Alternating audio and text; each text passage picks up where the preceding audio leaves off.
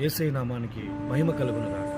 ప్రియమైన దేవుని ప్రజలారా, దేవుని వాక్యం చెప్తుంది, కీర్తన గ్రంథం 34వ కీర్తన 12వ వచనం, బ్రతుకగోరువారు ఎవడైనా ఉన్నాడా? మేలులు పొందుచు అనేక దినములు బ్రతుకగోరువాడు ఎవడైనా ఉన్నాడా? ప్రియులారా, ఈ లోకంలో బ్రతకాలని ప్రతి మనిషి ఆశపడతాడు. కానీ వాక్యం చెప్తుంది, మేలులు పొందుచు అనేక దినాలు బ్రతకాలని దేవుని వాక్యం చెప్తుంది. మరి మేలులు పొందుచు అనేక దినాలు బ్రతకాలంటే మనం ఏం చేయాలి? మొట్టమొదటి, యెహోవాను ఆశ్రయించండి, అప్పుడు మీరు బ్రతుకుతారు.